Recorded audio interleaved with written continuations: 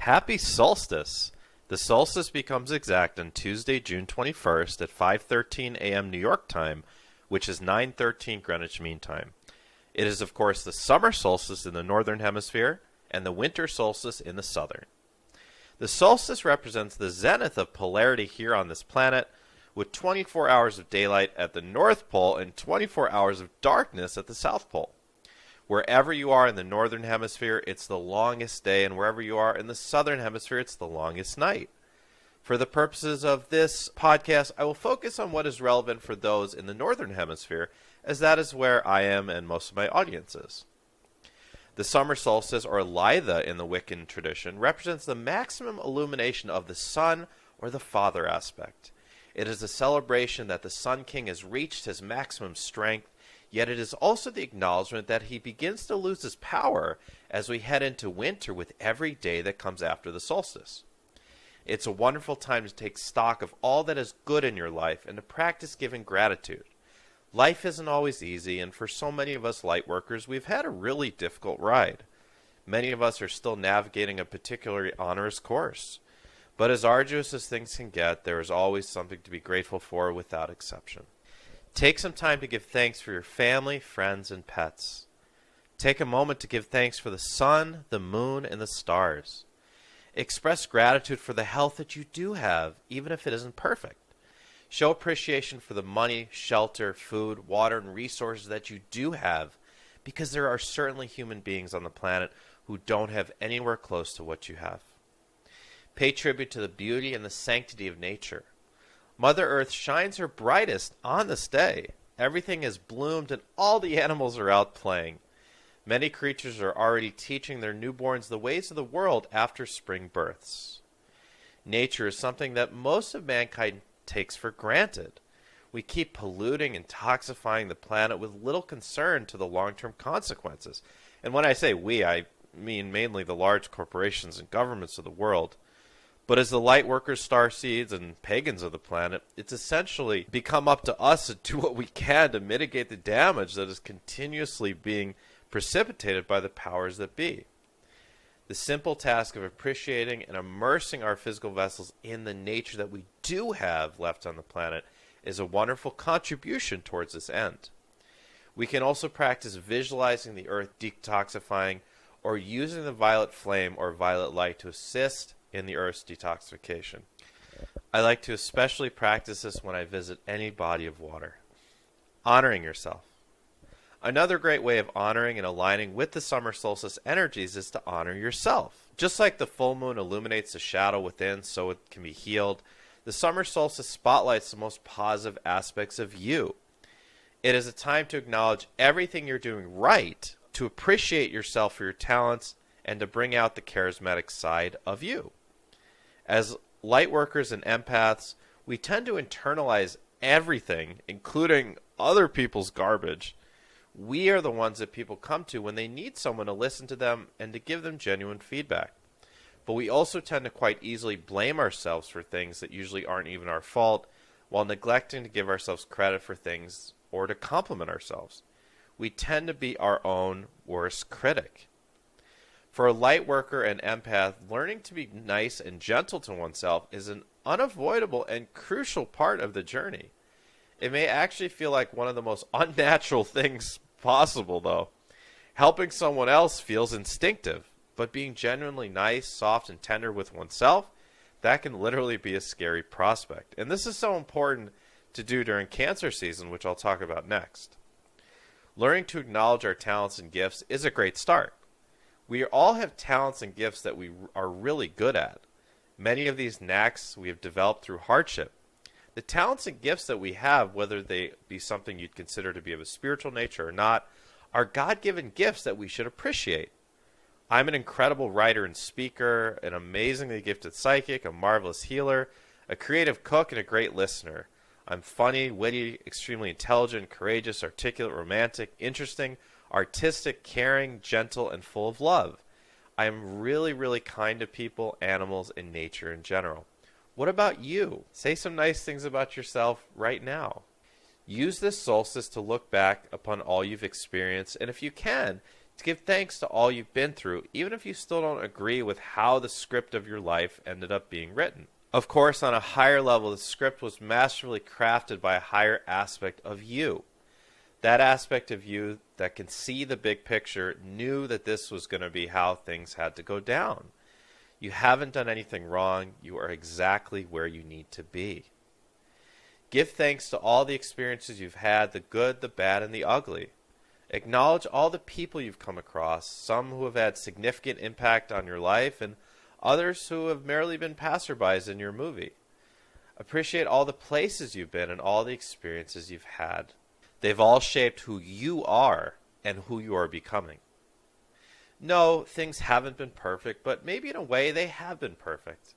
Life is incredibly unpredictable, and even though we can do our best to create the lives we want to live through the law of attraction, affirmations, and intentions, there are unseen forces that will ensure that there will be twists and turns that we can't foresee. That's part of the fun of it, and yeah, remember, this game of life is supposed to be fun at times. For an untamed mind, the past and the future can be the enemy, but they don't need to be. It's all about how you relate to the past and the future. If you can, at least just for a moment, completely honor your past for what it is and cease trying to change it in any way. If you can do that, you will come into alignment with truth. If you can, at least for a moment, see the future as truly a blank canvas, then likewise you are in alignment with truth. If you are at peace with the past and you allow the future to be truly open to anything, then you have fully taken back your power of free will. And let that sit with you in your mind and your heart for a moment. It might not make any sense to your mind because it's kind of a paradox, but see if your heart feels expanded by that statement. If you are at peace with the past and you allow the future to be truly open to anything, then you have fully taken back your power of free will.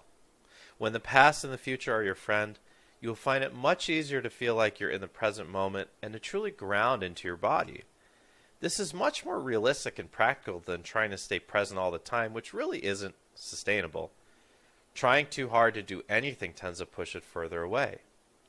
Very few people on the planet are both at peace with their past and truly allowing the future to be an unwritten book.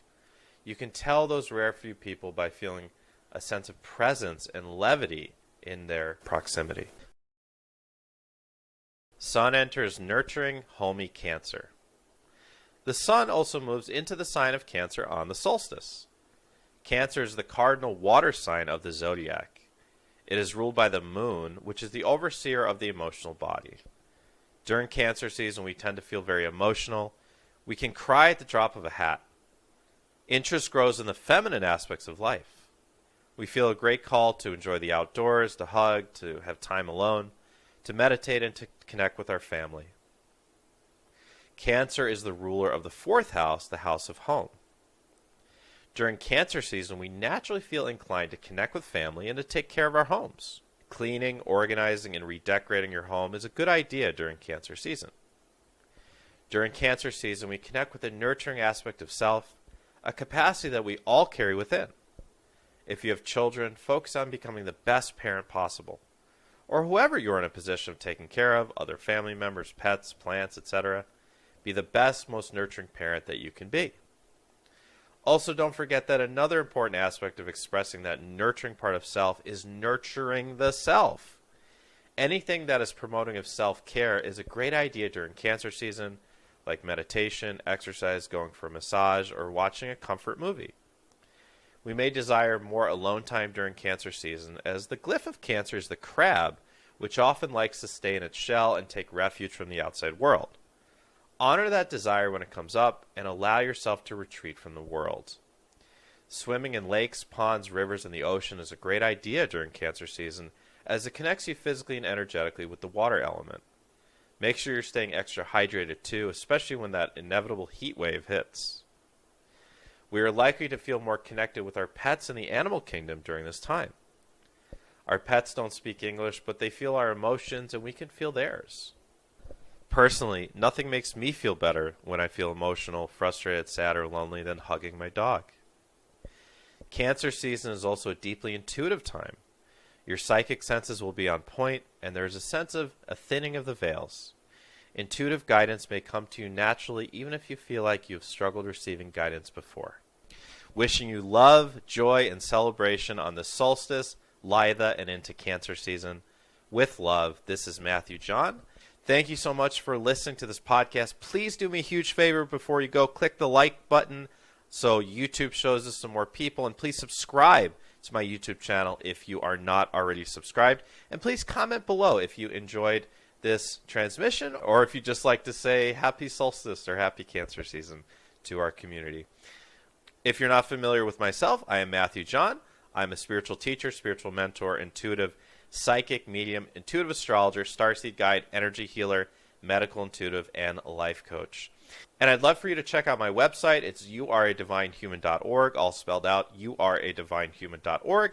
You can check out all that I offer, including one-on-one private sessions with people all over the world, wherever you're from, and all sorts of free resources, articles, videos, and podcasts are available on my website.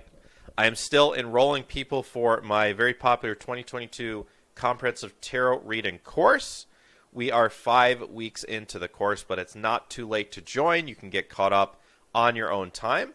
Our next live class is going to be on Saturday, July 9th. All live classes are at 5 p.m. Eastern Daylight Time or 2 p.m. Pacific Daylight Time, and that's 10 p.m. in London. This is the absolute best tarot course out there on the internet. It's 38 hours total of live instruction. You get recordings, you get class notes, there's books and journals to go along with the course. By the end of the course, you'll absolutely be able to learn the tarot. So if you've been looking for an opportunity to learn how to read the tarot, there's a reason the course is so long, because it's not an easy endeavor. It's a very difficult skill to learn and even more difficult to master, but it is so worth it. The tarot is a lifelong friend.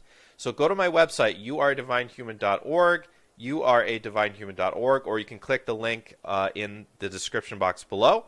Click on the Events and Courses and Webinars tab, and you can check out all the details on the 2022 Comprehensive Tarot Reading course. And also, I am appearing on Beyond the Ordinary with John Burgos on the solstice on Tuesday, June 21st. If you want to watch the live show, you can click the link on my website to register to be able to watch live. It's at 8 p.m. New York, 7 p.m. Chicago, 5 p.m. Los Angeles, or you can watch the show on demand. And remember, when you go to my website, if you subscribe to my email list, you get a free guided meditation to help you to meet your spirit guides. And I've gotten so much positive feedback over the years about how this simple little guided meditation that people get from my website when they sign up for my email list helps them to connect with their spirit guides for the first time, or to connect with guides they haven't connected with before.